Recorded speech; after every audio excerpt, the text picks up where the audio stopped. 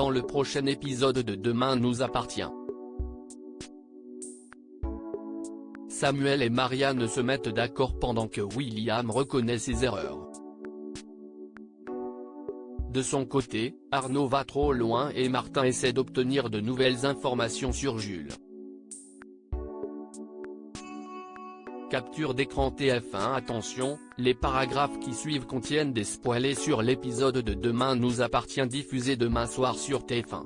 Si vous ne voulez rien savoir, ne lisez pas ce qui suit. Mardi 26 novembre dans Demain nous appartient. Samuel et Marianne se mettent d'accord. Chloé étant fragilisée émotionnellement et psychologiquement, Samuel préfère attendre pour lui dire la vérité afin de la préserver. Selon lui, s'il continue à lui mentir, elle pourra se battre pour aller mieux et le fœtus finira par se développer. Face au discours de son compagnon, Leila lui demande de ne pas faire croire à sa patiente que cette grossesse est possible si ce n'est pas le cas et lui conseille de l'en informer. À l'hôpital, alors que Marianne souhaite voir les dernières échographies de Chloé, Leila l'invite à en parler directement avec le docteur Chardot. Après lui avoir dit la vérité, Samuel explique à sa consoeur être confiant.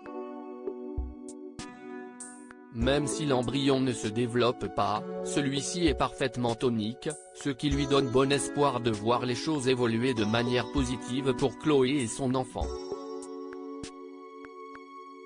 Renaud et Samuel sont tous les deux d'accord, si le pire devait se produire, dire la vérité à la jeune femme maintenant ne changerait rien.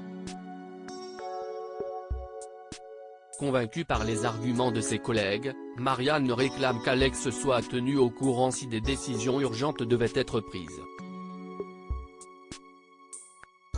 En parallèle, toute la famille Delcourt est au chevet de Chloé. Heureux que la mère et l'enfant se portent bien, ils fêtent la bonne nouvelle en sabrant le champagne. Marianne les interrompt et leur recommande de laisser Chloé se reposer avant d'en profiter pour faire signer des papiers à Alex.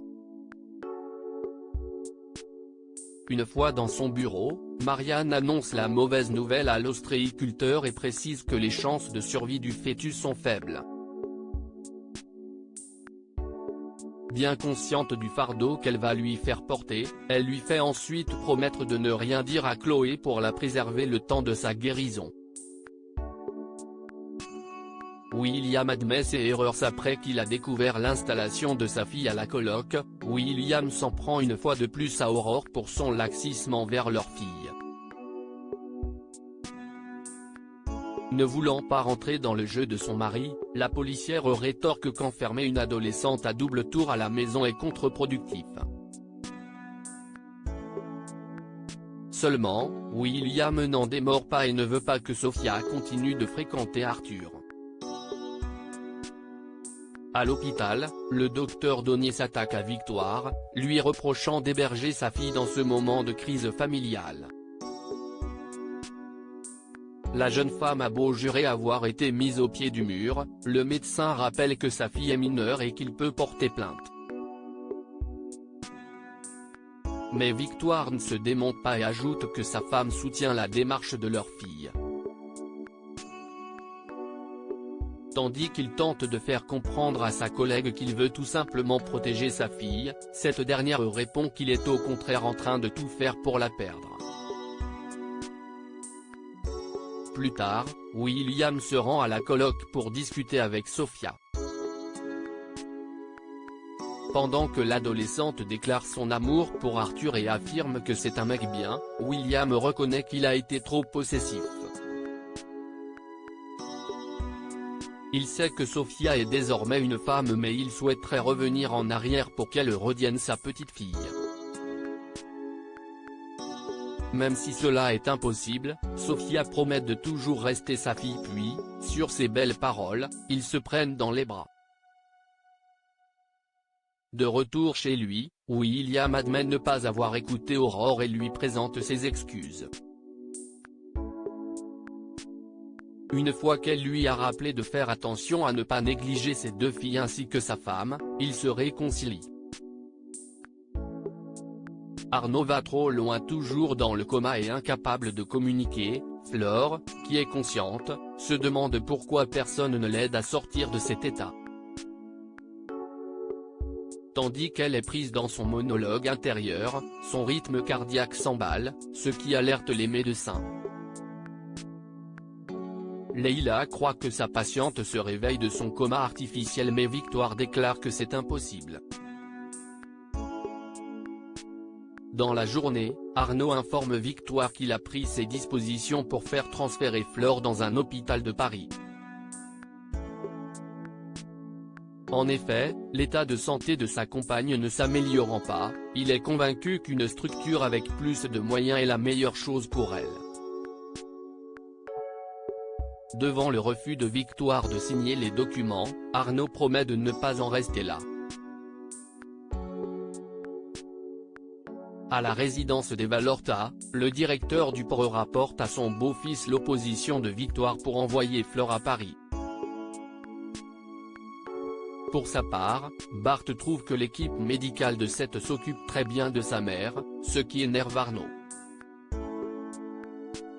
Agacé par son beau-père, l'adolescent met les choses au clair et affirme qu'étant le fils de Flore, il est le mieux placé pour prendre ce genre de décision. Il s'apprête à en venir aux mains, mais Luc et Charlie interviennent pour les séparer. De son côté, Flore cherche une solution pour aider son fils et son compagnon. Afin de montrer qu'elle est consciente, elle essaie d'accéder à la sonnette. Alors que Leïla vient vérifier ses constantes, Flore demeure immobile et inconsciente. Martin essaie d'obtenir de nouvelles informations sur Jules au commissariat. Martin montre à Nord les vidéos qu'ils ont retrouvées de Jules.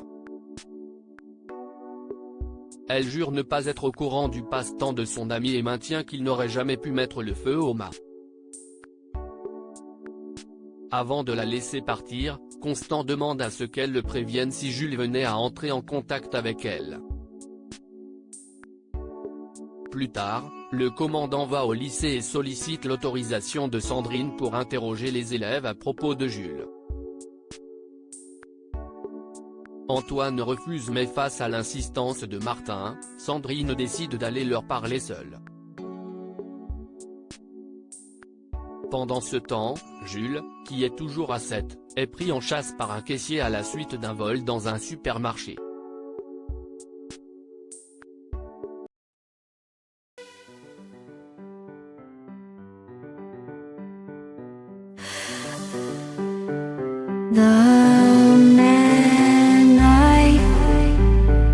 Love just had